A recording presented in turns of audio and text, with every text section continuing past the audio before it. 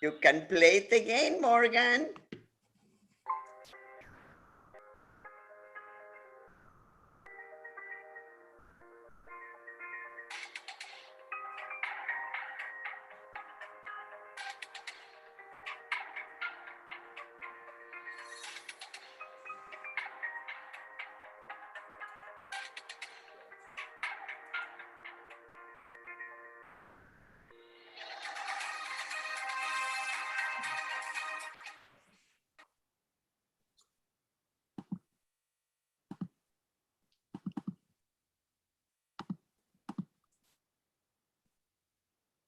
Good evening, everyone, and thank you for joining us at this very special 96th Annual General Meeting. I would like to begin by acknowledging the Indigenous peoples of all the lands that we are on today. We recognize that our work and the work of our members takes place on traditional Indigenous territories across Ontario. We also wish to acknowledge that the office of the RNAO is located on the traditional and unceded territory of the Huron-Wendat, Haudenosaunee, and most recently, the territory of the Mississaugas of the Credit. This territory was the subject of the Dish with One Spoon Wampum Belt Covenant, an agreement between the Iroquois Confederacy and the Ojibwe and allied nations to peaceably share and care for the resources around the Great Lakes. We also recognize that the participants of RNAO's AGM are located on other traditional lands across Ontario. Today, this land is still the home to many First Nations, Inuit, and Métis peoples from across Turtle Island, and we are grateful to have the opportunity to work on this territory. By personally making a land acknowledgement, you are taking part in an act of reconciliation, honoring the land and Indigenous heritage, which dates back over 10,000 years. We encourage you to learn about the land you reside on and the treaties that are attached to it. Land acknowledgements are an act of reconciliation, and we must all do our part. This evening, we are joined by Elder Perry McLeod Shabagizik, who will be doing a traditional opening. Perry McLeod Shabagizik is the Crane clan, is an Ojibwe Anishinaabe from Nipissing First Nation. He is the manager of cultural services for the Nijinasanik Child and Family Services. He is an elder, helper, resource person for our member First Nations of Wasausking, Shawanaga, Magnetawan, Henvey, Doikus, and Wanapite First Nations. In this role, he has been assisting children and families and First Nation staff in the area of traditional medicine, teachings, ceremonies, and workshops. Please welcome Perry. Oh, bonjour. Anzoka Dijnikaj, Shage Dodem, Bising Donjaba, Anishinaabe Ndao. What I said was my name is Anzoket, which is one who tells stories. I'm from Nipissing, and I am of the Crane clan. And I'm a Shkabe, was a traditional helper that works in my community and within my territory, helping around traditional teachings and ceremonies and those things that we have long kept quiet and are bringing back today. I'd like to open today in a way that I've been doing lately. During this pandemic, it's been difficult to physically be in the same space. So what I have here is I have some tobacco. And what I would like to do is to take a moment to offer this tobacco for our prayers, our thoughts, our celebrations, our heaviness, all those things that are on our minds and in our hearts. And although you can't be here with me in my lodge, I would like to hold this tobacco and ask that you send your thoughts and your prayers in this sama so I can offer it to the fire. Today is a hard day. Although we are coming out of a pandemic, my communities across Canada, Indigenous communities, are awaking to more and more of our children being found in residential schools. As the bodies continue to be found, the trauma the wave of trauma is sweeping across Turtle Island. It's affecting our communities, but it's also affecting non-native Canadians across Turtle Island. So I would like to ask you to think of them in your prayers, not only those things that you look for personally, but as a collective, as a community, as a nation, as human beings, to think of those, all of us in your thoughts. So I just want to take a few moments to offer that tobacco.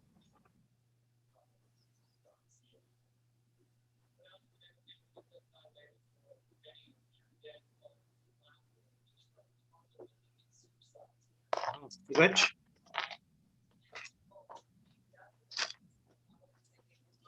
I'd like to offer up a song that it's a traveling song. It's for spirits that are on their way. And I would like to also thank you for allowing me into your circle. It's an honor to be amongst so many medicine people and who are mostly women, but I know there's a few men there as well. And as those wellness warriors that you are, those ones who step up to use your gifts to help others, as true helpers do, I want to ask you to think about the calling that you will be made as that wave comes across the country. You will be asked to take up some of that work, the work to help those who will be suffering from trauma, physical, mental, emotional, and spiritual. You will be put to work. It's coming. And so I want to thank you for doing the work that you do. And I want to offer up this song to those spirits who are traveling with the thunder beings that help them find their way home.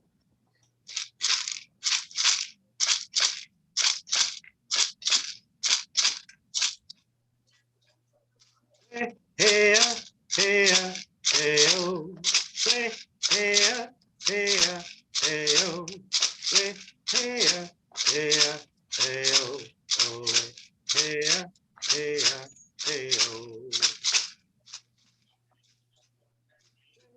Hey, hey, hey, oh, hey, hey, hey, hey, oh, hey, hey, hey, hey, oh, oh, hey, hey, hey, oh. Hey, hey, hey, oh, hey, hey, hey, hey, oh, hey, hey, hey, hey, oh, oh, hey, hey, hey, oh. Hey, hey, hey, oh, hey, hey, hey, hey, oh, hey, hey, hey, hey, oh, oh, hey, hey, hey, oh, hey, hey, hey, hey, oh. Miigwech, back to you. Miigwech, thank you for sharing the traditional opening with us. Over the next few days, and in the company of over 800 RNs, NPs, nursing students, and members of the public, we will take great pride in celebrating RNAO's numerous accomplishments achieved together in the past year. The theme for this year's AGM is Protecting Ontarians and Leading Change, Nurses and RNAO during COVID-19. And what a year it has been. This year has highlighted the incredible leadership of nurses in protecting Ontarians, nursing them, and alongside RNAO, advocating for patients and the public during this pandemic. This as we also forged ahead to lead change. Over the next few days, you will see examples of our amazing accomplishments over the last year. We encourage you to share your reactions, thoughts, and wishes by participating through our social wall by using #RNAOAGM on Twitter. For that, I thank you profoundly, our engaged members, our values-driven board of directors, our evidence-based and courageous CEO with her expert staff, and our esteemed partners. Allow me to introduce you to our board of directors and special guests. Our 2020-2021 RNAO board of directors, Dr. Angela Cooper-Brathwaite, immediate past president, Betty Oldershaw, Region 1 representative, Christy Butler, Region 2 representative, Nathan Kelly, Region 3 representative, Anita Sang-Sit, Region 4 representative, Alicia Munisar, Region 6 representative, Soyan Sito, Region 7 representative, Regina Elliott, Region 8 representative, Allison Kern, Region 9 representative, Una Ferguson and Doris Jenkins, Region 10 representatives, Liliana Brezen, Region 11 representative, Michael Scarcello, Region 12 representative, Julie Rubel, Interest Groups representative, Maria Rugg, Interest Groups representative, Rodolfo Lastima Jr., student representative, and Dr. Doris Grinspan, our CEO. RNAO past presidents, Irma Jean Baynock, Elspeth Jensen, David McNeil, Rhonda Seidman Carlson, Carol Timmings, Lifetime Achievement Award recipients, Kathy Crow, Una Ferguson, Paul-Andre Gauthier, Ruth Lee, Vicki McKenna, Kathy Moreland, Judith Surridge, Helen Tyndale. Next, I'd like to welcome Ontario's Minister of Health and Ontario's major political party leaders who are present with us this evening. Please join me in welcoming the Honourable Christine Elliott, Deputy Premier of Ontario and Minister of Health, the Honourable Rod Phillips, Minister of Long-Term Care, Andrea Horvath, Leader of the Official Opposition, Ontario New Democratic Party, Stephen Del Duca, Leader, Ontario Liberal Party, Mike Schreiner, Leader, Green Party of Ontario, our international nursing colleague, Richard Riccardi, President of Sigma, members of Provincial Parliament, MPP Rima Burms McGowan, MPP Jennifer French, MPP Mitzi Hunter, MPP Daisy Y, MPP Jamie West, MPP Dolly Begum, and MPP Sharaf Shaway. Representatives from our key stakeholder partners, Anne Coughlin, College of Nurses Ontario, Miriam Boutros, Wounds Canada, Alan Odette, Ontario Medical Association, Steve Orsini, Council of Ontario Universities.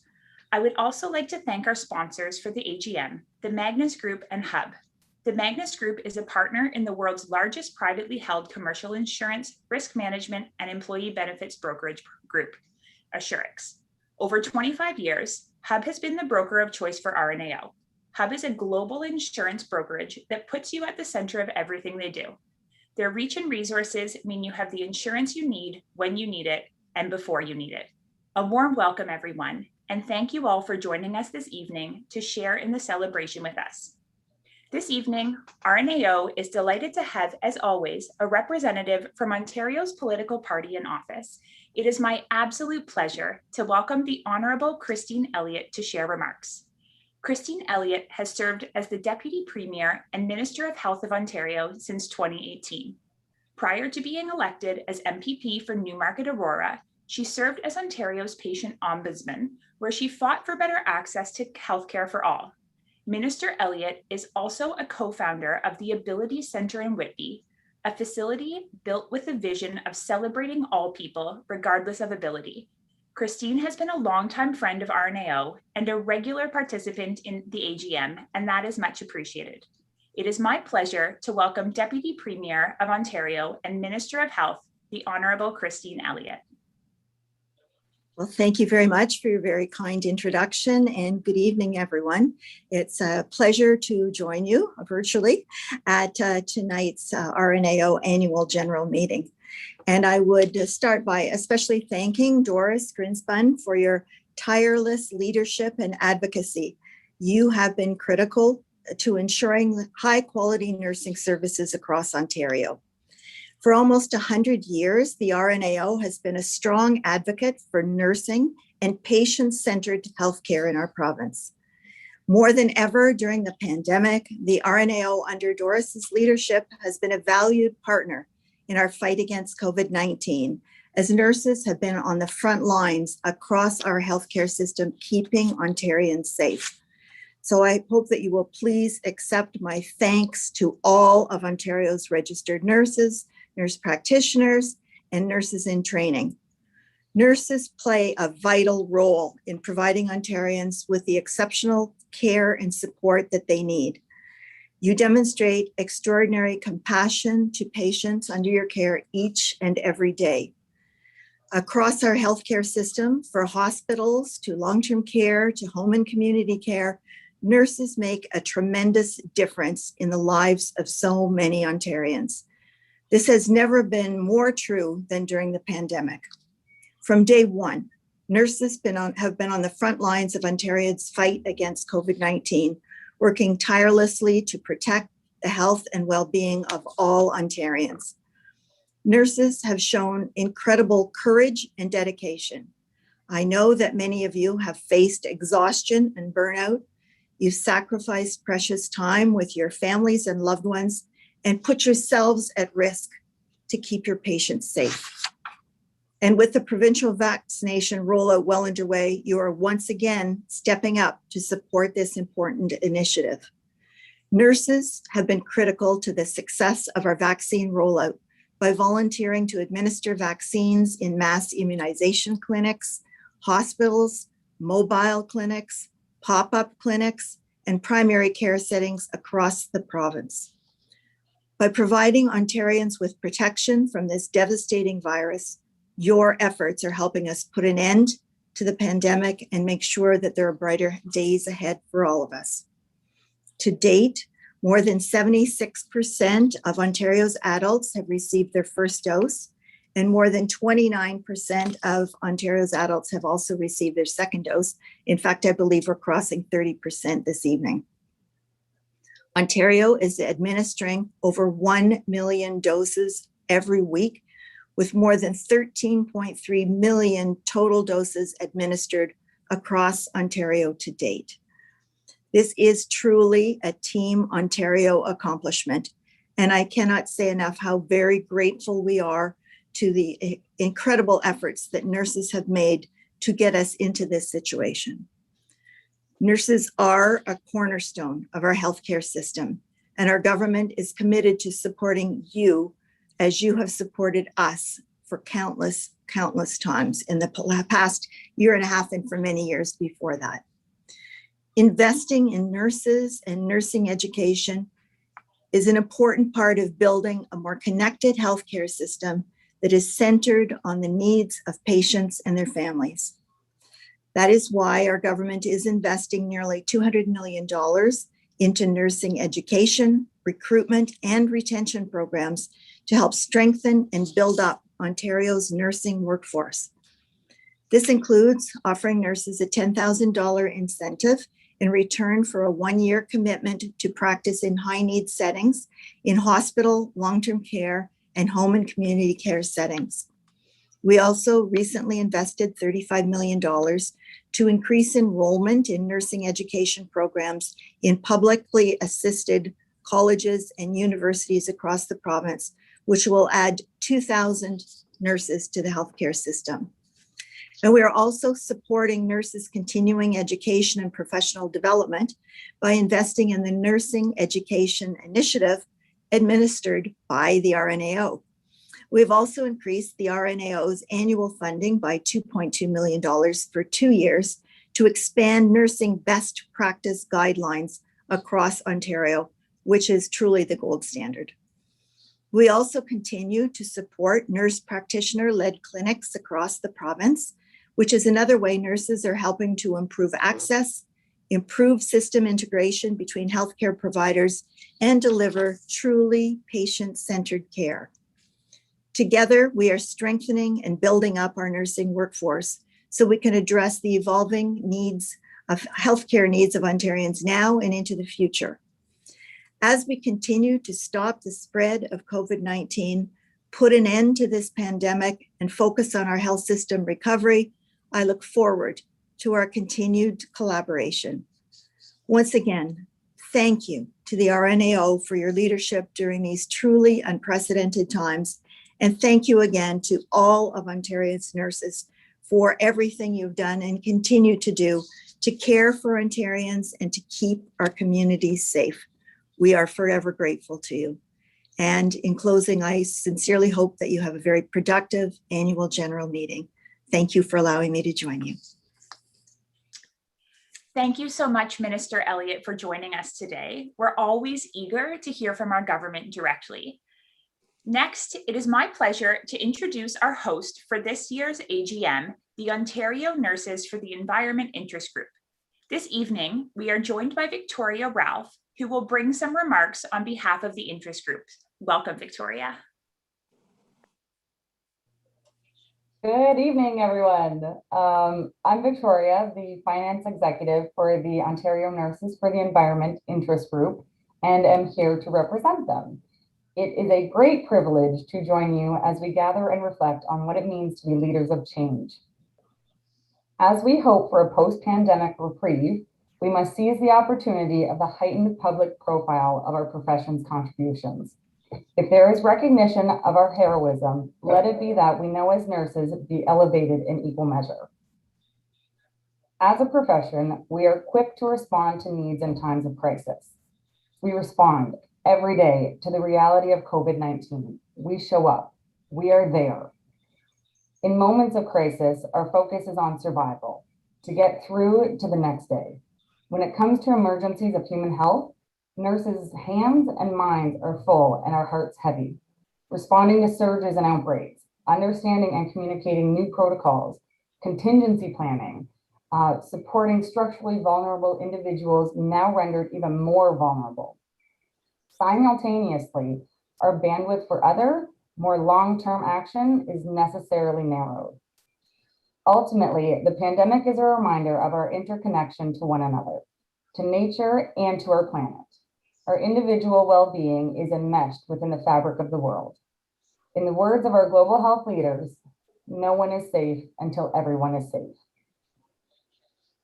Board of Directors, RNAO Assembly, members, RNs, NPs, and nursing students, RNAO staff, and distinguished guests, as your AGM host, it is my distinct honor to warmly welcome you to the RNAO's 96th Annual General Meeting, taking place virtually for the second year in a row. This year's AGM is once again taking place in an especially important time. As we begin to turn the corner of this pandemic, we celebrate the triumphs we've had, but also take some time to recognize the trying times we've faced and persevered through.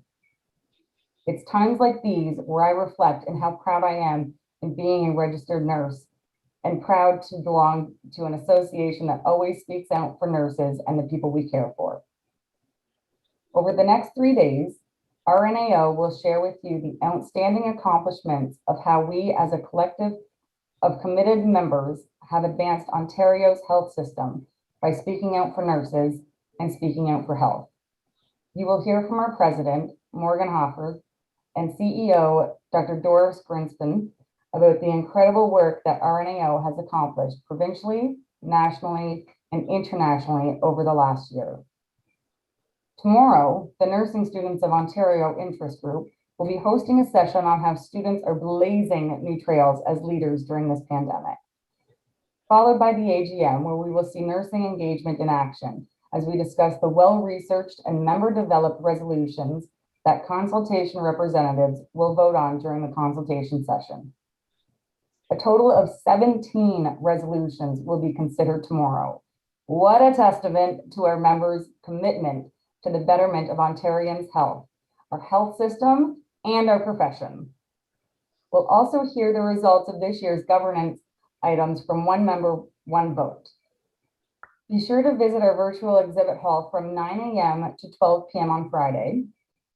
Connect with potential employers and peers through this new virtual exhibit format. On Saturday, there will be networking opportunities at interest group meetings taking place from 8:30 a.m. to 10:30 a.m., followed by the launch and media conference for the newest 2 SLGBTQI+ Health Equity Best Practice Guidelines and a related position statement.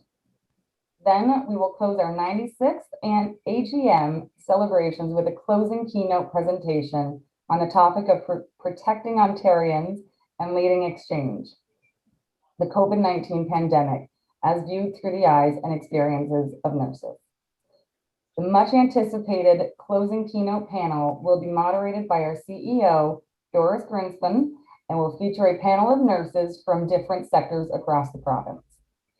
We ask that you enjoy and actively participate in the AGM over the next days as we celebrate RNAO's powerful voice. Be sure to share your reactions and how you're joining us through the hashtag RNAOAGM. Thank you, Victoria, and to the Ontario Nurses for the Environment for being our hosts for this year's annual general meeting. Next, it's my pleasure to welcome MPP Mike Schreiner, leader of the Ontario Green Party. Mike Schreiner is the leader of the Green Party of Ontario and MPP for Guelph. Mike was first elected in 2018. He's an outspoken advocate for climate action, affordable housing, and mental health, and believes in putting people before politics. Prior to becoming leader of the Green Party of Ontario, Mike was an early champion of the local food movement, founding multiple projects to connect farmers and households. We are delighted to have our friend Mike back to address our AGM. Please join me in welcoming MPP Schreiner to share some remarks. Thank you, Morgan, for that very kind introduction. And thank you to RNAO for the amazing work that you do. I just want to acknowledge that I'm addressing you from my home in Guelph on the Treaty 3 lands of the Mississaugas of the Credit First Nation, and just to express my commitment and our party's commitment to the truth and reconciliation process. It's an honor to join you tonight, and thank you, Doris Greenspan, for your leadership. Thank you, Morgan, for your leadership, and thank you for the Registered Nurses Association of Ontario for your leadership, helping us get through this pandemic. It's an honor to be part of your 96th annual general meeting and to be in the company of so many people who have dedicated their lives to caring for the people we love and building Ontario's strong public healthcare system. You know, it was clear before COVID, but the pandemic has highlighted just how vital nurses are to our province and to our healthcare system. You are truly heroes. And if we're going to call you heroes, we have to treat you like heroes by making sure you get the pay raises that you deserve, ensuring that you have a safe workplace, and making sure that you have access to mental health supports and services, because mental health is health. And we know that the impacts of COVID will outlast the virus. We know it'll outlast the virus and the mental health challenges people face, as well as the healthcare challenges people face. And we've seen, particularly during the pandemic, just the tragic increase in suicide, depression, and eating disorders, and for those who are struggling with addiction. Unfortunately, we've seen a tragic spike in the rise of overdoses over the past year.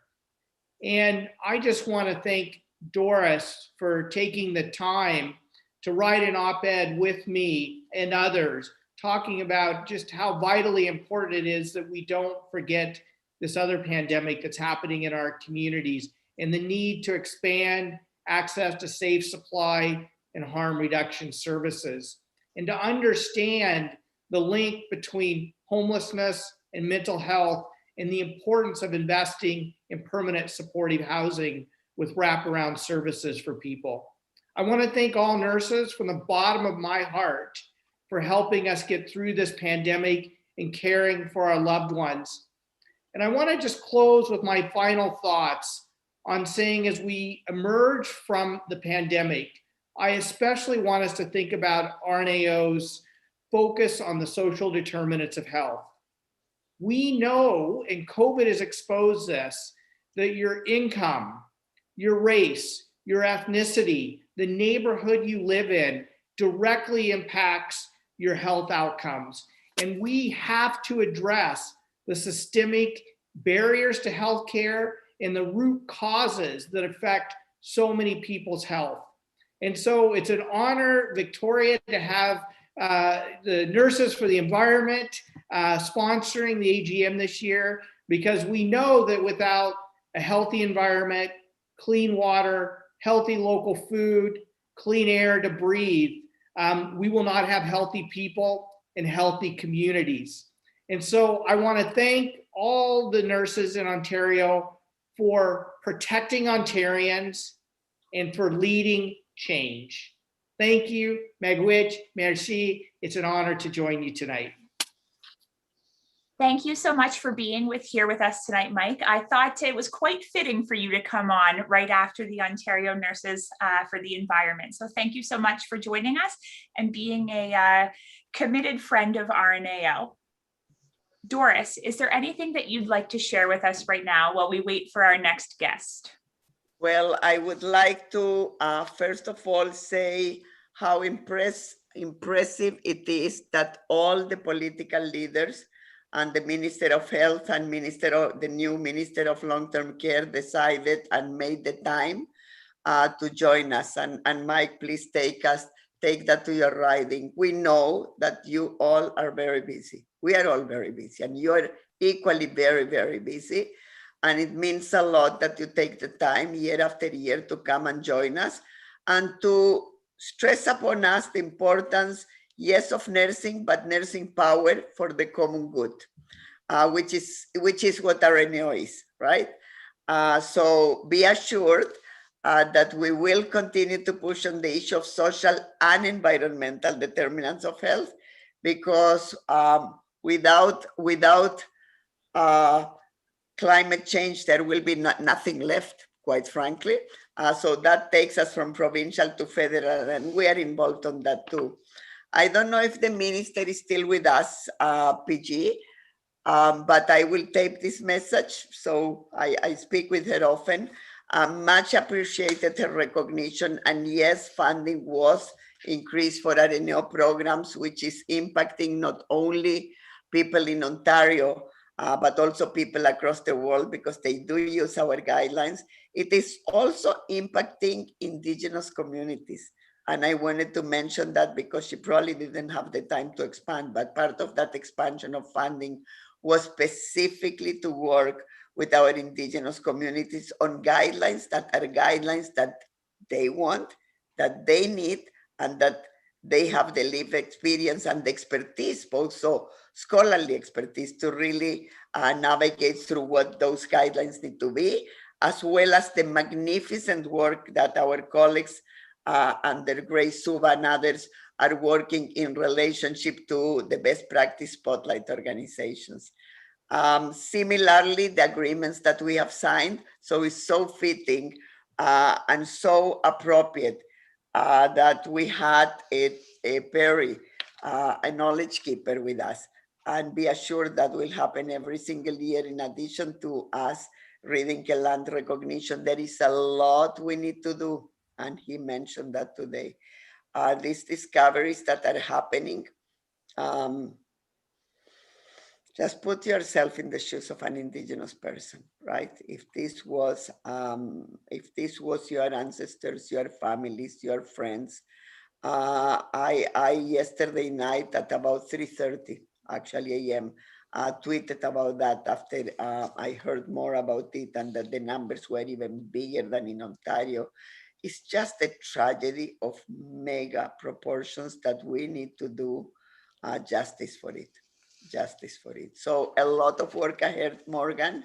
And I know that we have both externally and internally teams that will help us navigate. I know that Michael was still here, so I will share with all the colleagues that are in the call until you interrupt me that we have two new interest groups.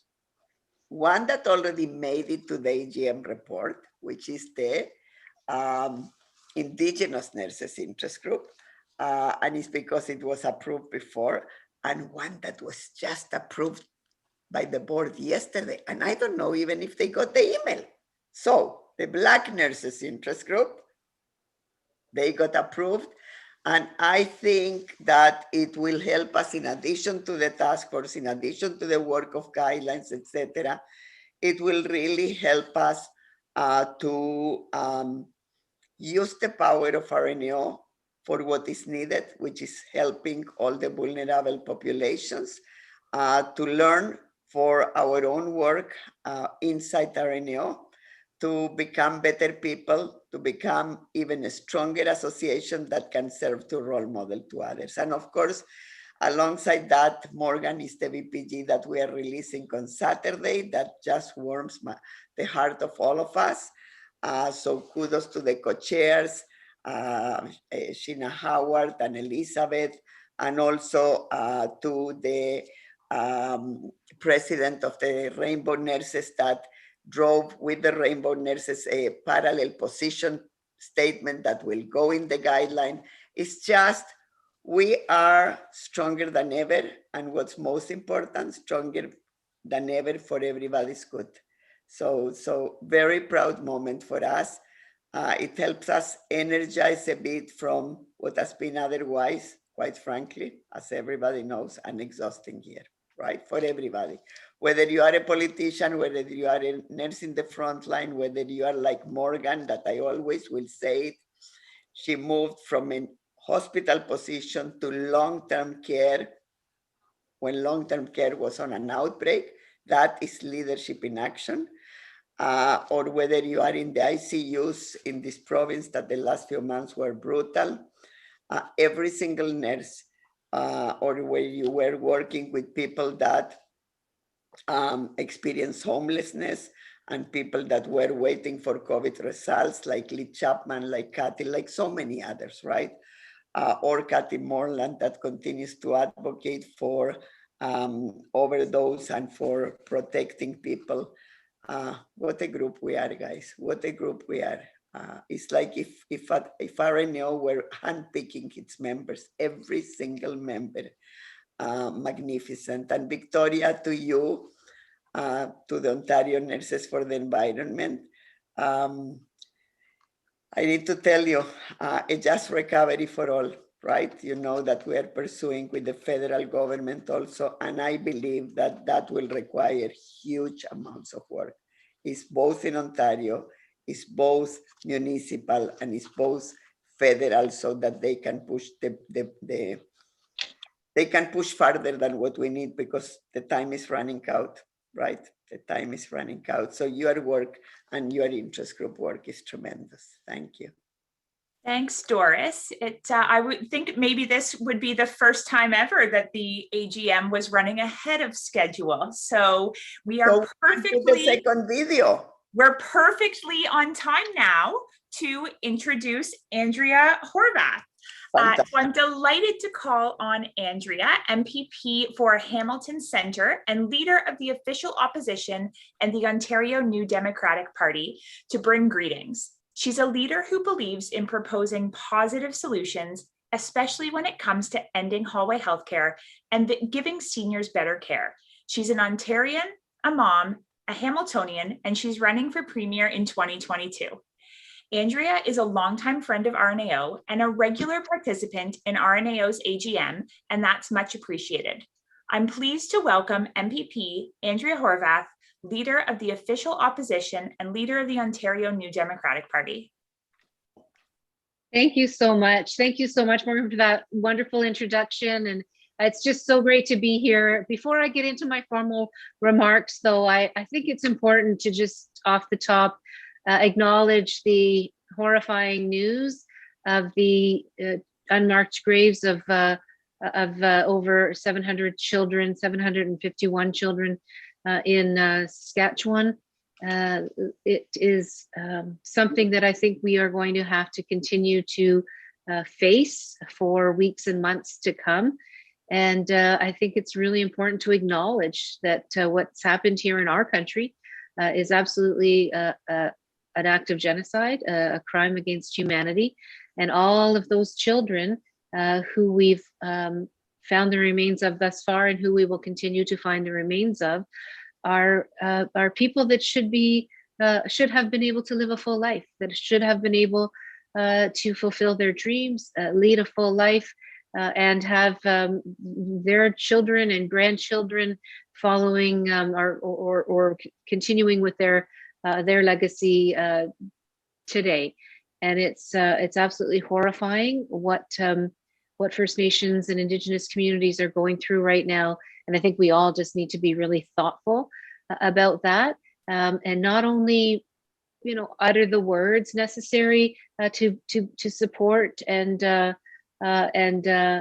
connect with them, but also acknowledge that there are actions that need to take place. We all know what's happening on our reserves in Ontario.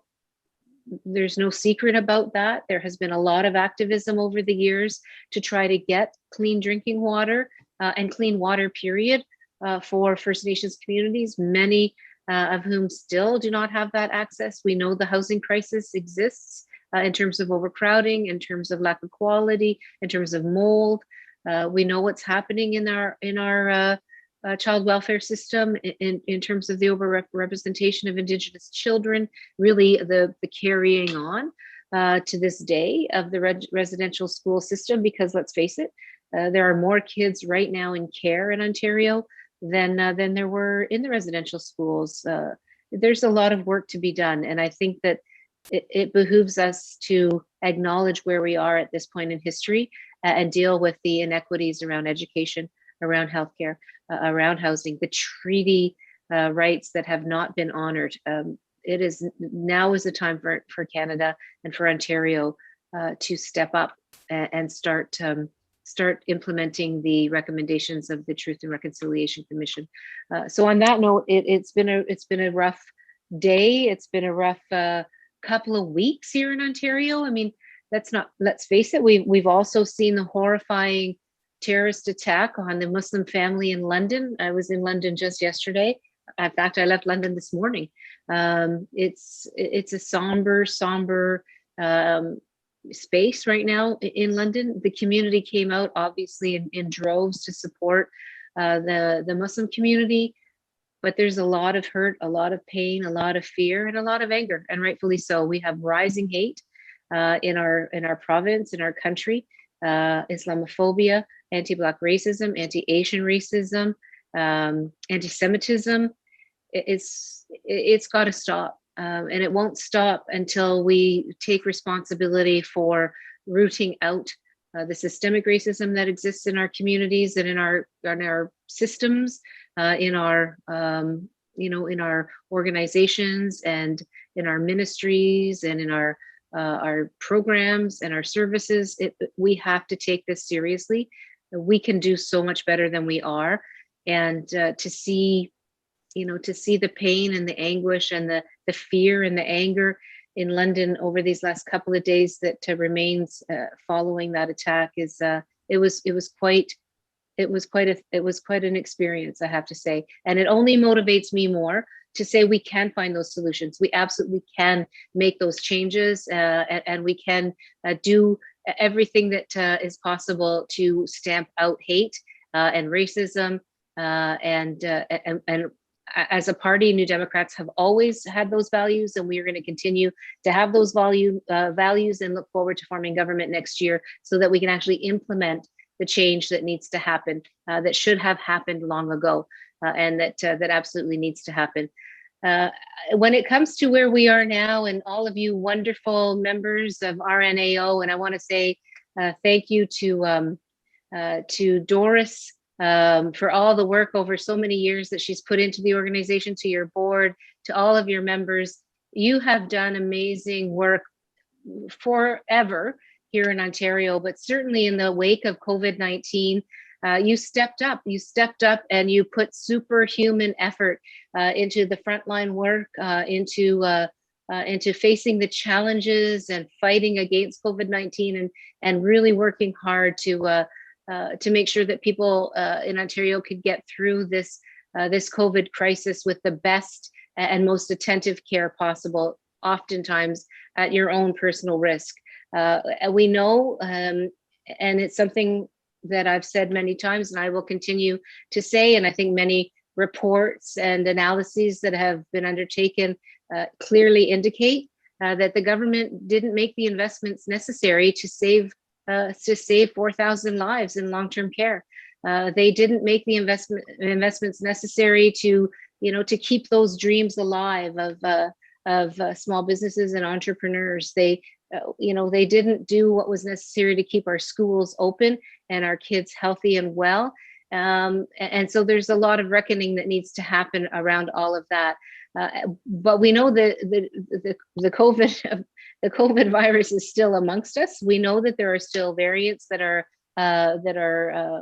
something that we need to keep an eye on. but we also know that that the aftermath is something that we have to address, and whether that's the growing, the continuing growing procedural and surgical backlogs and diagnostic backlogs that exist. It's a big problem, and we have to address it. And funding, the effort to reduce those backlogs is not adequate. It's less than half of what the Financial Accountability Officer has identified that the Ford government should be spending. And it's shocking that here we are, and the government keeps, coming up with these ideas and these kind of suggestions that they might utilize to try to address the backlog. Other provinces started to address the backlog back in the summer of last year. BC, for example, went into the third wave with 95% of their backlog in surgical and procedural patients that were waiting. 95% had been cleared by the time the third wave was upon us. That's not the case in Ontario, and it's going to take you. It's going to take you and your colleagues and the members of RNAO and all of the other health professions to help address that. But it can't be done without a plan, and it can't be done without the funding, adequate funding of such a plan. So we're certainly keeping our eye on that. We know that you've been ringing the alarm bells. RNAO has for some time around nurses, RPNs, and RNs leaving the field, and retiring and leaving the field, and that's growing to be worse of a concern than it has been in the past, and it's been a concern for some time. There were, I think, 20,000 nurses short in terms of what we needed here in Ontario just to meet the needs in regular times, if you will, pre-COVID. But this coming wave of early retirements post-pandemic, as well as the regular retirements that were expected, it's a challenge that we have to seriously address. And I don't see the government coming up with a plan in that regard. I also want to thank the RNAO, because really, when it comes to one of the other big public health or big health crises that we're also struggling with, the opioid crisis, you folks have been there. You've been there for a while now, sounding the alarm bells, identifying the crisis that we're in. You all know more than I do. You all know the statistics and the concerns of the growing opioid crisis. Some 60% more deaths lost to overdoses over the 2019 statistics. That's frightening. And I can just let you know that one of the things that I heard recently, in the last number of months, I've been calling, mayors and different municipal leaders just to check in and touch base to see how they were coping. And I can tell you that communities across the province, and you know this as well, are identifying the opioid crisis as the number one concern facing their communities. And I know you've been there, as I said, for some time. We need to really address what's happening in our communities, and it's happening in big cities, it's happening in small towns, it's happening in rural Ontario, northern Ontario. It is a crisis that is massive, and people are losing their lives because we have not done right by those folks who are facing mental health and addictions challenges. We need much more attention to those folks and to the trauma that they've experienced over time, and they're trying to address with their addictions. There's just no doubt that you yourselves have gone through a lot as people on the front lines of COVID. And I want to, everybody says we have to thank the frontline workers. We absolutely do.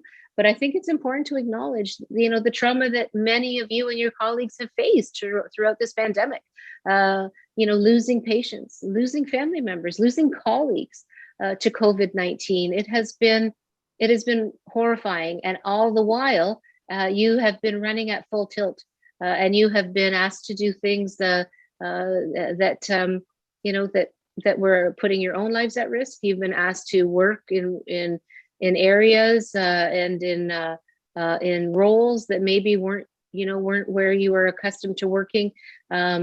It's been brutal, and I just want to say that I acknowledge and recognize that. It's quite a moment in time that we're in right now here in Ontario.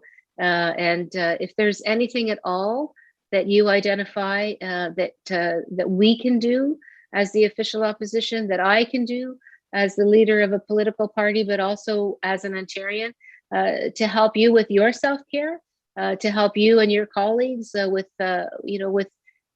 your own well-being, please let us know, because I think that's something that that's often missed, is the acknowledgement, the recognition, and the commitment to helping you be in the wake of everything you've done to help the rest of Ontario.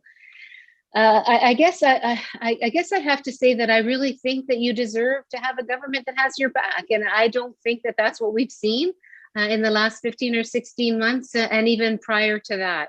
It's been a government that's been reticent to make the investments necessary to make your jobs easier, and to acknowledge and recognize the important work that you do, in terms of identifying upstream solutions to the health and well-being of Ontarians. And it's something that you've been talking about for a very long time. And unfortunately, successive governments have not had a commitment to making those kinds of investments. But I want you to know that we will be there with you and for you. And we know, New Democrats know, exactly what the messages are of the RNAO, and we value and recognize the work of your organization. It's received worldwide acclaim, and rightfully so.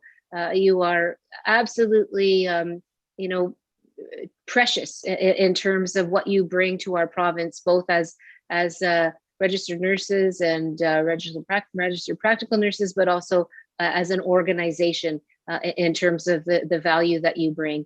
I think what I'd like to end with saying is it's far past the time to acknowledge and recognize that we need more investments in healthcare, in our public healthcare system, not more cuts, not more freezes, not more ignoring of what needs to happen to prevent people from becoming ill in the first place. Let's get at those upstream investments. Let's get at those root causes, and let's do what we know Ontario can do in terms of turning the page, or changing the channel on how we address the support of people who are ill, but also the prevention to provide the kinds of investments that help people to lead and live a life that allows them to stay well. And that's on every front. It's on housing, it's on access to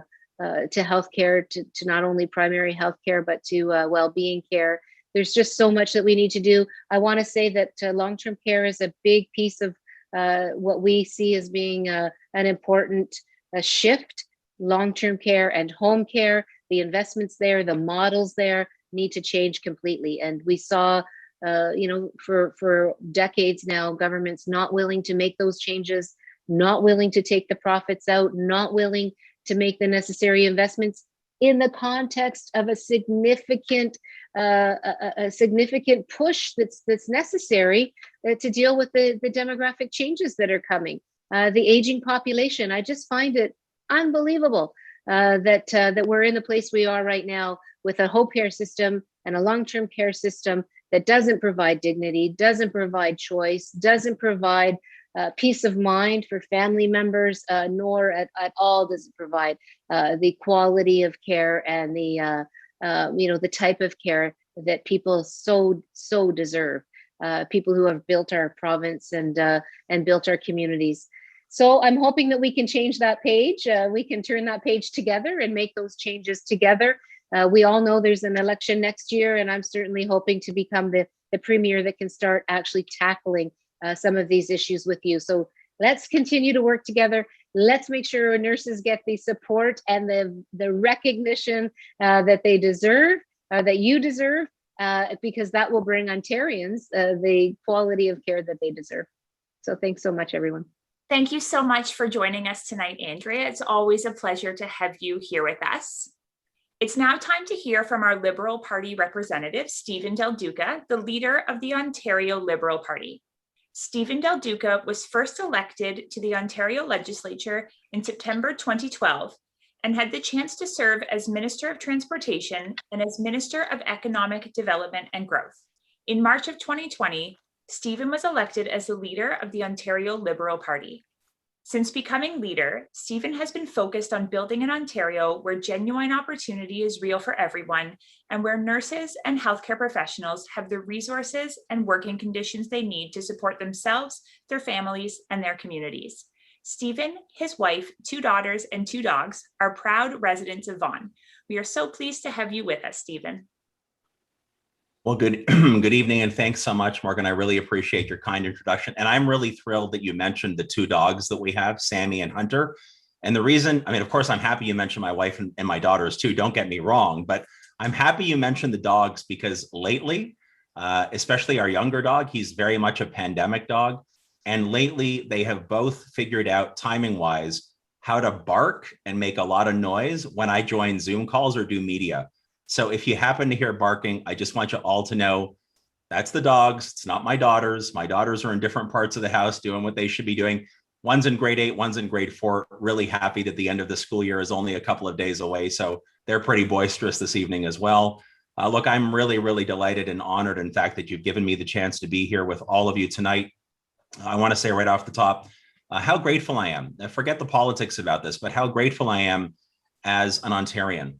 As someone whose parents are getting a bit older, who's got a family here, to have seen the work that Ontario's registered nurses and healthcare professionals right across the province have done for years pre-pandemic has always been something that has just been a marvel for me.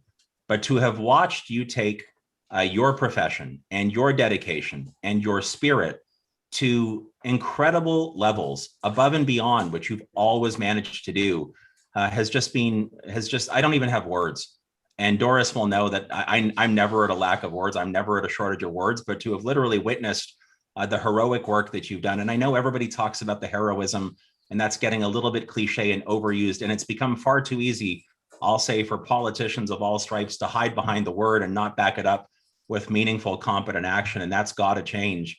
But I just wanted to say, as an Ontarian, you have my profound gratitude for the exceptional work that you have done, that you've always done, but in particular during these last 15, 16, 17 months. And I've had the chance since becoming leader to hear from you directly on a number of different occasions about not just pointing out where more needs to be done, though that advocacy that you do is phenomenal, always has been, but also providing positive, constructive guidance that I think politicians, again, at all levels and of all stripes, should take great care to not ignore going forward. You know, I think there's no doubt about the fact that we all want to build a strong and responsive and resilient publicly funded healthcare system in this province that's there for everybody, regardless of what your circumstances are, regardless of where you live in Ontario. And to think that we'll be able to accomplish that without listening to the women and men of the RNAO, without listening to the rest of the women and men who work on the front lines in healthcare, would be a fatal mistake. Now, I don't want to get overly partisan tonight. I think it's safe to say, based on what we've seen by and large, I have concerns, and I'll say this in the most nonpartisan way possible. I have grave concerns about whether the current government will listen as closely as they should to you and your advice and guidance. But here's what I know for sure. I know that whether or not they're listening the way they should, I know that your advocacy and your heroism and your tenacity will not stop, because it's never stopped. So whether we're talking about the need to make sure we do have more registered nurses and nurse practitioners in Ontario, I know you're not going to stop, and you can count on me and Ontario Liberals to be partners. Whether you're talking about the repeal of Bill 124, I know you're not going to stop. And again, you can count on me and Ontario Liberals to be partners. Whether we're talking about exactly what we need to see in healthcare coming out of this pandemic, there's been so much disruption. There's been so much disruption in every part of our life, including in how healthcare is and can be delivered. But I don't want to be tone deaf, and I don't think we can afford to have our leaders be tone deaf in this regard. So even though we might not always agree about every single thing, here is the ironclad commitment that I give you, that you will always have the chance to make the case. You will always have in me and in Ontario Liberals, individual women and men who will listen genuinely to the advice and guidance that you are giving. I might have some tough questions, and I know that you, Doris, and the rest of the team will have tough questions for me. I know your new executive, everyone else across this province will have tough questions and tough advice from me. And sometimes it might not be things, there goes one of my dogs right now. Sometimes it might be some things that I don't necessarily want to hear. But if we are going to build a resilient and strong and responsive universal public healthcare system for me and my family, for my mom and dad, for my daughters, we have to do it together. And it has to be done in collaboration.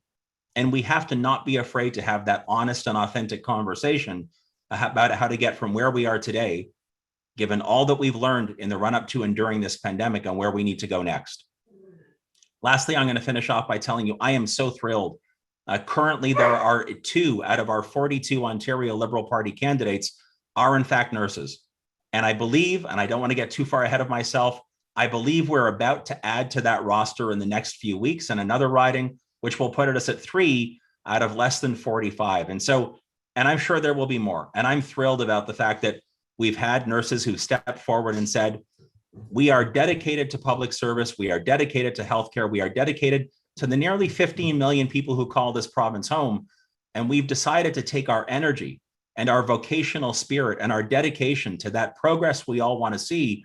And we've decided to put our names on the line, given our expertise and given what we've seen on the front lines in healthcare. And they are young and they are dynamic and they truly do represent the very best of your profession. And I'm thrilled about that. And you have my word that those candidates and the rest of our team will again be very respectful, always listen and fight with you to produce the outcomes that the people of Ontario deserve. And so with that, congratulations on what you've accomplished so far. But again, I know you're not going to stop and I don't want you to stop. Keep pushing, keep advocating, keep telling me when we're getting it wrong. That's the best way to learn. And together we will find a way through the balance of this pandemic. We will get more nurses hired. You will be properly compensated. Healthcare will be valued by a government at Queen's Park that truly believes in progress. And we'll find a way to do that in the best Ontario way possible, which is working together. Thank you so much. Please stay safe and healthy. And again, thank you for everything that you do for all of us. Thank you, Stephen, for joining us tonight. I would like to take this moment to thank our party leaders for joining us this evening. We will hear from our newly appointed Minister of Long-Term Care, Rod Phillips, following or perhaps in the middle of our BPSO designation ceremony. We're always glad to see your active involvement with RNAO year-round and look forward to continuing to partner and champion the important issues affecting Ontarians every day. Now we will hear from our international nursing colleagues from the International Council of Nurses and Sigma Theta Tau International Honor Society of Nursing. Annette Kennedy was elected 28th president of the International Council of Nurses in June 2017 after serving 4 years as vice president. Previously, she held the position of president of the European Federation of Nurses and was active in lobbying the European Parliament, Commission, and Council. A registered nurse and midwife with a BA in nursing studies and an MSc in public sector analysis, Annette was the director of professional development for the Irish Nurses and Midwives Organization for 19 years and established the INMO's very successful Education Research and Resource Center. Annette was unable to join us tonight, but has sent us her remarks in video.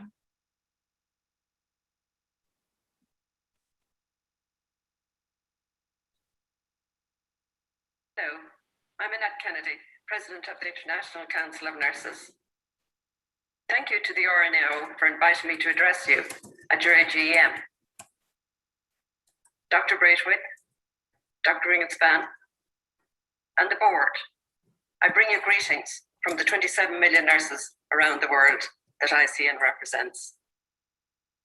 It has been a difficult 2 years, particularly 2020, when we faced the pandemic. Nurses all over the world showed great courage and compassion in competence and care. So do our national nurses associations, and of course, the RNAO. To support their nurses, they lobbied for their nurses, they sought PPEs, testing, and now, of course, ICN, along with all our associations, are seeking equity of vaccination for the most vulnerable and the healthcare workers who are dealing with the pandemic on a daily basis. As you know, the State of the World's Nursing Report was launched in April. That was followed by the Strategic Direction for Nurses and Midwives, which was adopted by the World Health Assembly in June. But adoption is one thing. It will be up to all of us to call governments to account, to implement those recommendations in investing, in education, in policy, politics, and involving nurses in leadership, and of course, advanced practice and specialist education.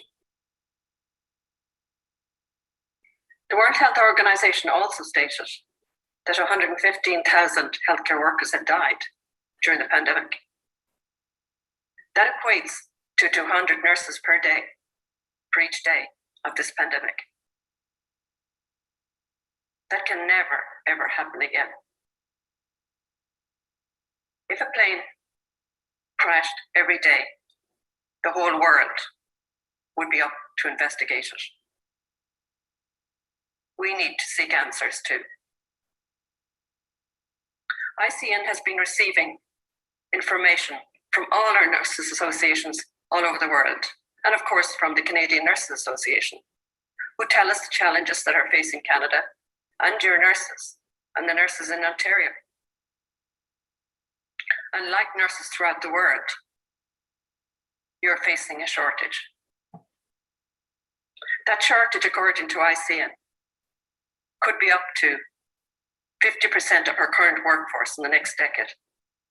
15 million nurses, 13 to 15 million nurses, depending how many actually leave early in their profession. Not just the people that will retire, not just the nurses that will retire from, particularly from Europe and North America, but many younger nurses have intention to leave. That is an extremely worrying. So we need to hold on to the nurses. We need to find every opportunity to retain them. I thank the RNAO for all the work you're doing, and for the nurses in Ontario and in Canada. And I encourage you to continue to support the nurses all over the world and to lobby governments. I know you will. On the 2nd to the 4th of November, we have our Congress. It will be virtual, and we'll be showcasing nurses all around the world, included with entertainment, with music, and with culture, and many very prominent speakers. Do look at our website and do join us and bring your students and young nurses. I wish you a successful AGM and thank you for all the work you do.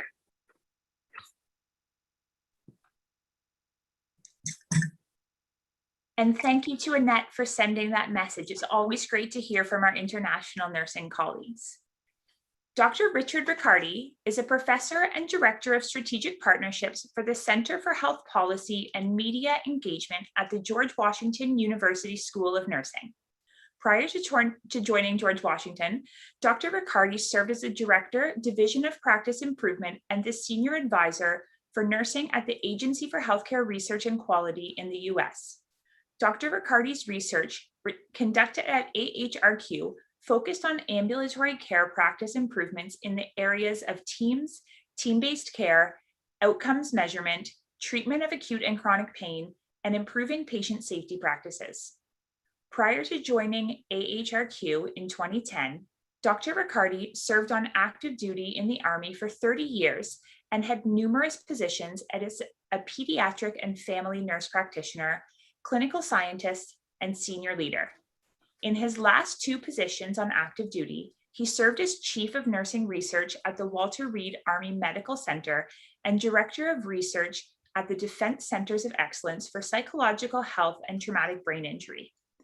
In addition to having experience in the clinical, research, educational, and health policy areas, Dr. Riccardi has served as a member of the Board of Directors on community and national level boards of several nonprofit corporations and associations.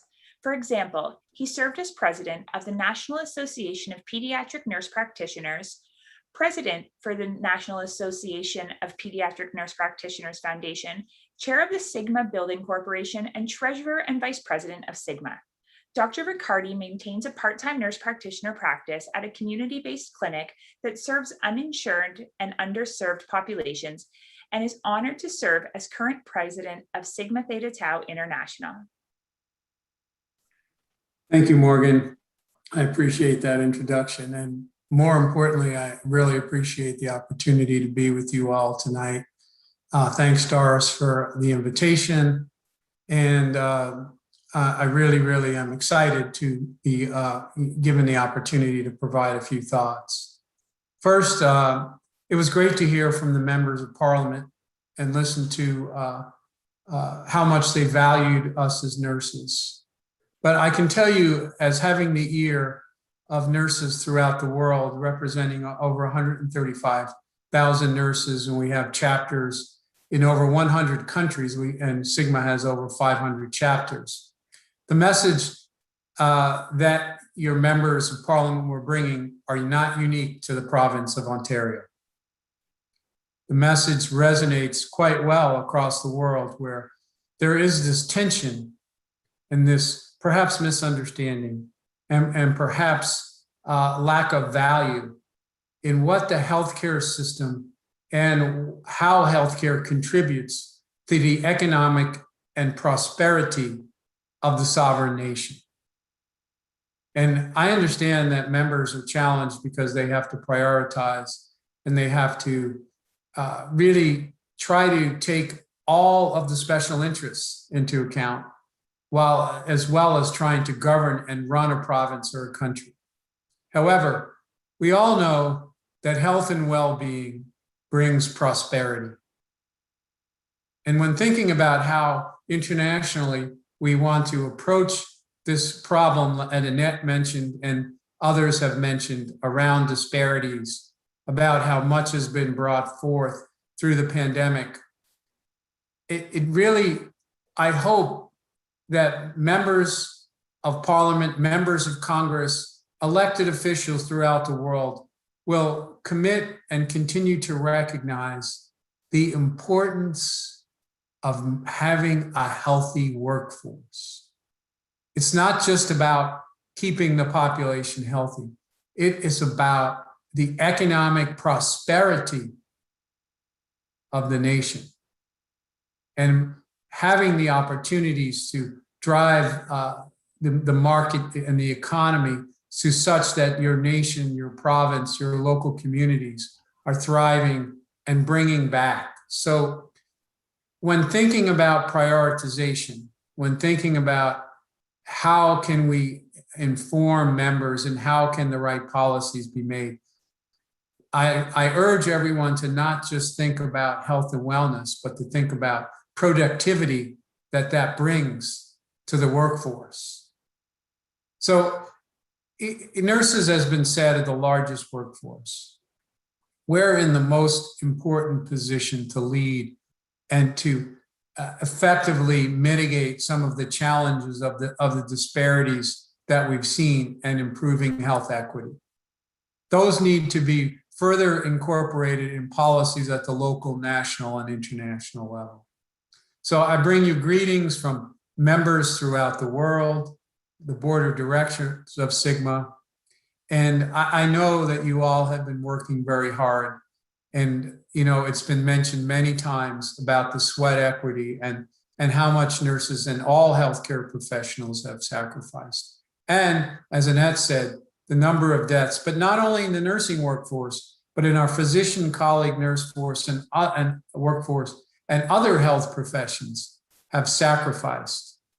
So as we move forward and really think about solving this wicked problem, this most complex problem we call healthcare, and doing it in an efficient and evidence-based and effective way, we really need to think about how we can partner with our other healthcare colleagues in a way that we will provide value to the consumer, provide value to the government, and provide value to each other, so that our interdependencies become a positive force and not something that we're going to argue over. No one owns the science. We all are part of the science of healthcare, but what we all need to work together and embrace our interdependencies to collectively form a healthcare workforce that is efficient, effective, and supportive of each other. I know we can do it. I know that it's something that has to be done for us to be successful. And I know the Registered Nurses Association of Ontario has taken the lead in many of these different topics internationally, and they've been at the front. You all have been forcing the countries to become early adopters of what you all know to be the right way ahead. And so I applaud you, I thank you, and I appreciate you, because the most important person in my life is an Ontarian. She is from Toronto. She went to the University of Toronto. She graduated her undergraduate and master's degree, and she's Canadian. And I love her dearly, my wife. And so I can't say enough about how much I love Canada, how much I love you all. And I know how wonderful a country Canada is, not only because it borders North America, it borders us, but I know the people. So I embrace you. I love you all. I wish you well. And I empower RNAO to be the ambassador and the message bringer of evidence-based practice and of informing policymakers to do the right thing. Thank you, Doris. Thank you, everyone. Thank you very much. Our deep thanks to you, Dr. Riccardi, for your wonderful remarks. And I see that Minister Phillips has joined us now. So we will call on him next. So we are pleased to call on our newly appointed Minister of Long-Term Care, the Honorable Rod Phillips. Rod Phillips was sworn in as Ontario's Minister of the Environment, Conservation and Parks on June 29th, 2018. Minister Phillips, MPP for Ajax, assumes his current role following a successful business career. Most recently, he was chair of Affinity Canada, a global artificial intelligence company, and Postmedia, Canada's largest news media company. The minister is a former president and CEO of the Ontario Lottery and Gaming Corporation and of Sheppel FGI, a Canadian-based international employee health company. As well, he was a volunteer chair of Civic Action, which brings together business, labor, and community leaders to address challenges facing the Greater Toronto and Hamilton area.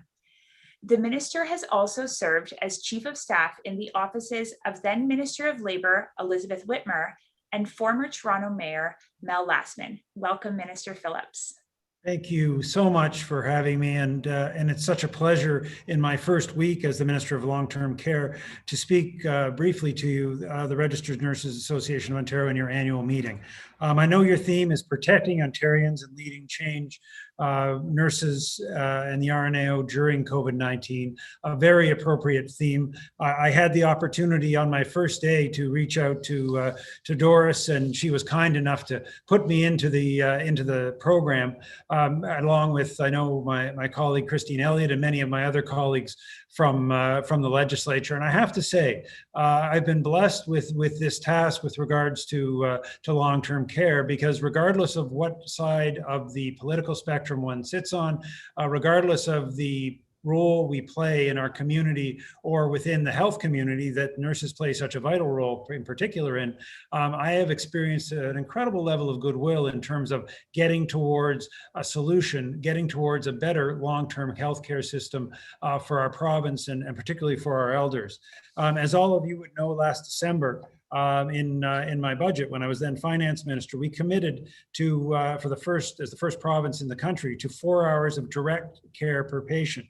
It's an ambitious commitment, but I know that working with Doris, working with all of you, we will now take those commitments and take those dollars that we've set aside and work towards a practical approach that puts patients at the center of our government's efforts. There is so much work for us to do, and I know that the RNAO, and more particularly the members of the RNAO, the nurses on the front lines, are going to be a vital and important part of that. And that's why, as I said, on my first day, I made sure to speak to Doris, who I've known for some time and is nothing if not clear about her priorities and the priorities of the RNAO, but also a fabulous collaborator in terms of how we need to work together to solve this problem. We've experienced a real tragedy in our province with what happened in long-term care homes. My personal commitment to you, and I know I can speak on behalf of my colleagues, the Premier, as well as Christine Elliott, is that we will not stop until we have gotten in place the solutions, working with you, because we're going to need help. And as a new minister, I'm going to particularly need help, but put in place the solutions. They're going to make sure, first and foremost, that that never happens again, but also that, that we create real, safe, loving, caring homes for our elders. So thank you for a bit of time on your agenda tonight. I know the work that you all do is so important. Thank you, all of you, and all of the members of RNAO for being the frontline heroes that we always talk about. And I just look forward to working with all of you in the future. Thank you. Thank you so much, Minister Phillips, for joining us today. We look forward to working with you in the future. So now it's my pleasure to invite RNAO CEO, Dr. Doris Grinsman, to commence this year's designation celebration of best practice spotlight organizations.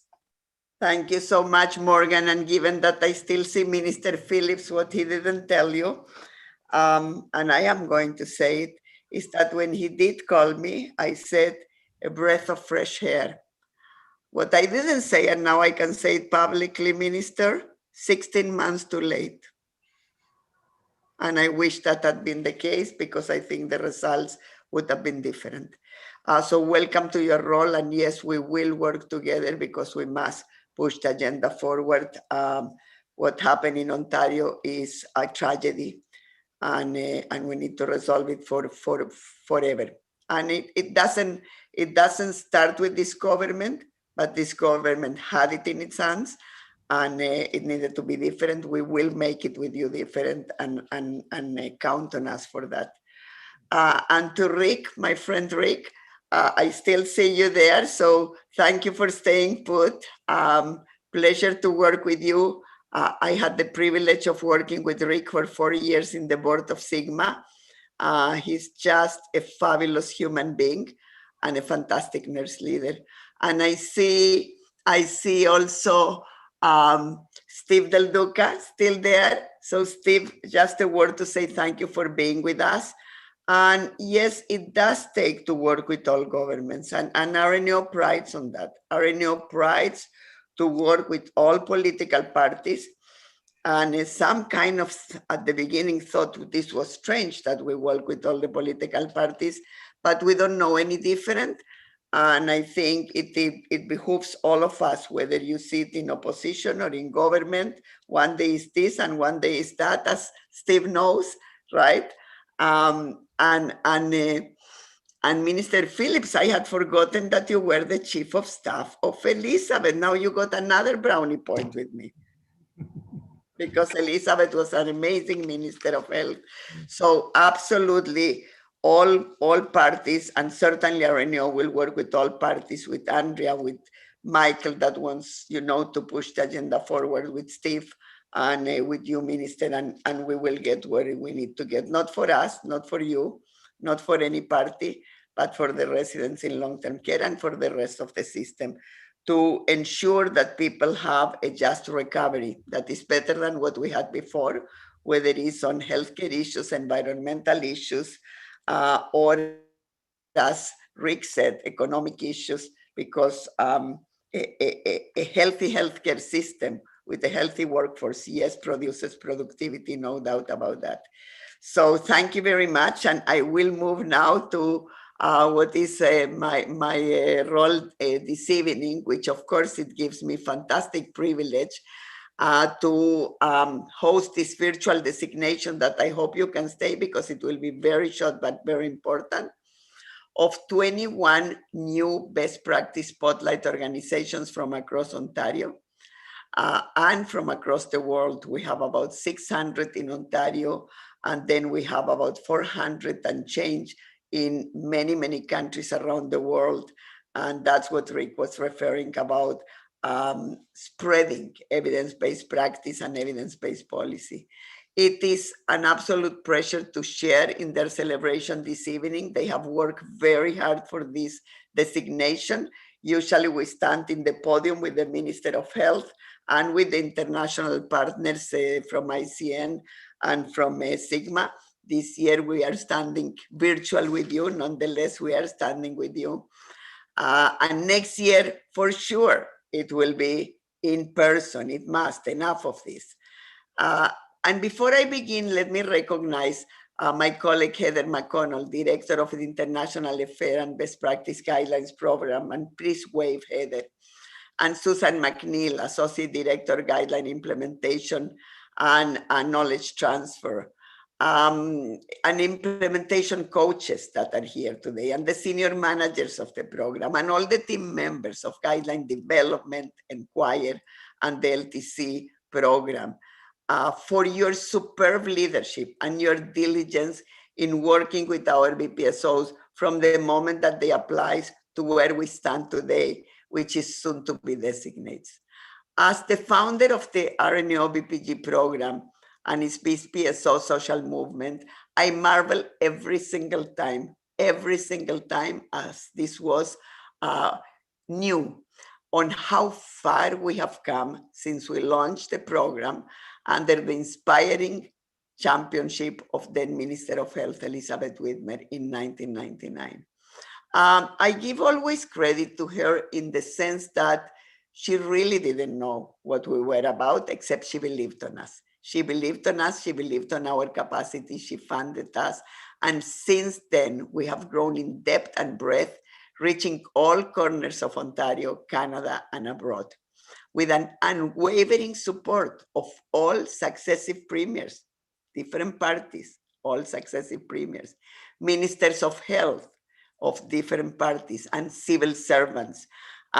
Amazing civil servants that really understand the importance of the program. David Lam and deputies and Michael Hillier, different civil servants, one better than the next, and all understand the importance. Some of them are here today. Please take joy in seeing how the results of these 21 BPSO designates that we are honoring today are thriving. The BPG program is an Ontario success story internationally. And I will never forget, and this is important for Steve, and it's also Del Duca, and it's also important for Minister Phillips, when way after Dalton McGuinty was premier, one day having coffee, he said to me out of the blue, "And how is the best practice program going?" And when I said to him how beautifully it was going, he actually shared with me on how much the program saved him in many cases internationally when he felt so preoccupied of the richness of Ontario and Canada vis-a-vis some of the countries that he was meeting with. And that always he could say, you know, we have this program that nurses lead around the world and that you can be part of. And yes, colleagues, through successive governments and their support to us, we have been able to spread the program to others for their benefit and for their patients and communities' benefits. So it is a success story that is Ontario made for the international community. BPSOs, including the ones graduating today, are health service organizations and academic institutions that have entered into a formal 3-year agreement with RNAO to implement in a systematic way RNAO's clinical practice guidelines and evaluate their impact on patients, organizations, and the health system outcomes. With over 1,000 organizations, as I said before, formally involved in the program and never leaving the program even after graduation, so the numbers keep growing. 600 in Ontario in all sectors, including 129 in long-term care, and that's why now we want to push across the entire long-term care with the embedment of the BPGs within the EMRs of those organizations. So all the 645 long-term care organizations can enjoy the program in a much faster way. BPSOs are a formidable knowledge movement. Tonight, we are designating 21 of these organizations, and they, of course, represent many other organizations. What is special about our BPSOs is our ability to constantly learn for them and for us from one another and measure uptake and outcome success. And that's where Enquire, the international data system, with a fantastic international advisory, with people from OECD, with people from WHO, with people from the major organizations in Canada, and of course in Ontario, is so impactful in advising us. I would like to acknowledge that we have other national and international BPSOs who have joined us tonight to celebrate and cheer on the new designates. I believe we have organizations from Spain, from Australia, from Italy, from China that are here with us today to enjoy the celebration of the 21 new BPSOs as they move to the next stage of their BPSO work. Let's see our BPSOs in action.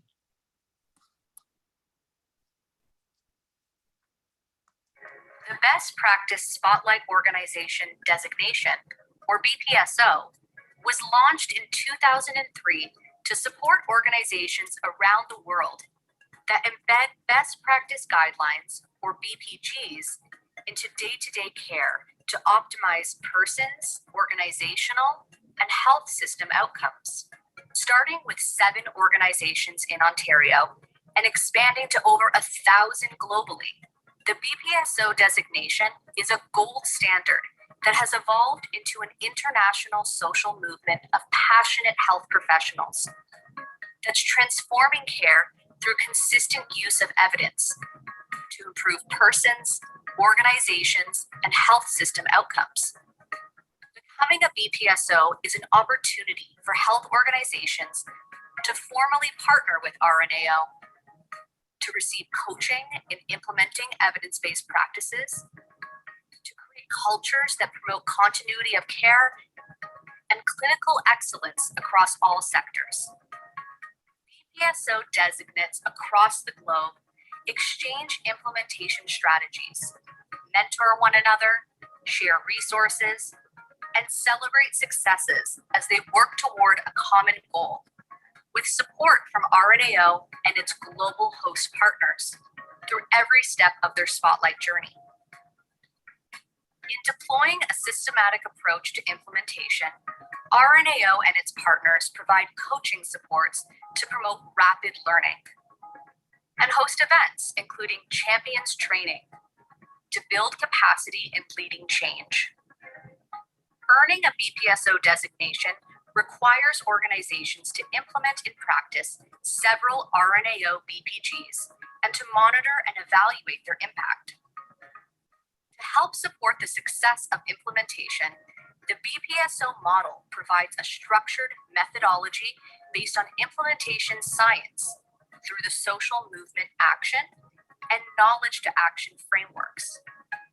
Together, these frameworks enable systematic implementation and robust staff engagement to promote a culture of clinical excellence. all types of health and social care organizations in any sector can apply to become a BPSO. Public health, primary care clinics, hospitals, home care agencies, long-term care, and integrated systems of care, such as Ontario Health Teams. The program also focuses on academic institutions, such as schools of nursing and colleges and universities. You can join the program from any country, region, or specialty.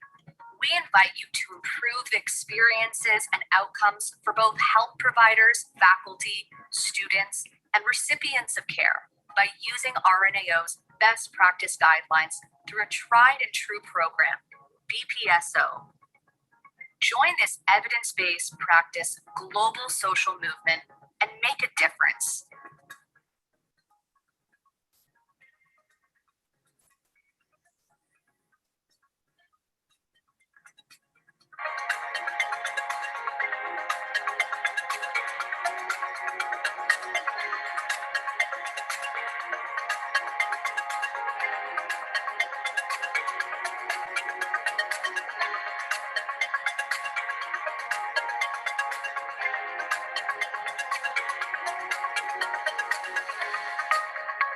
Visit rnao.ca to learn more and get involved.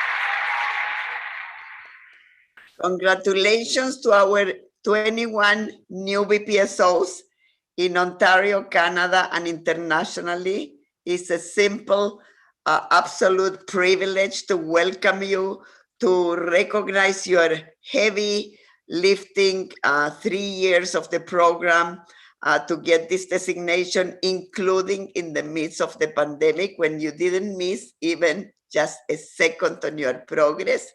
And we know that the next few years will bring even more success to you, and you will start to mentor others. And together we are going to strengthen patient care in all sectors around the world. So congratulations to you. We are privileged to work with you. We are learning, of course, from all of you, and we will continue to make great things happen. So thank you very, very much, and thank you to your teams. The appreciation not only of our NEO staff and me as the founder of the program, but of the board and of the 46,000 members. And you heard politicians speak about the program, take credit. And you also heard our international colleagues take credit, and please bring it to your teams. And thank you so very much for your success. Your success is our success. Back to you, Morgan. Thank you so much. It's great to see all of those BPSOs and the great work that they're doing. So congratulations to all of you. I'd like to thank our members and guests for joining in our pride as we open RNAO's AGM celebrations. You've all been part of our accomplishments over the past year, and we look forward to continuing to partner with you. I now declare the opening ceremonies for RNAO's 96th Annual General Meeting closed. Thank you to everyone for attending tonight, and see you tomorrow at the NSO session at 1 p.m. and later for the AGM at 4 p.m. Have a great night.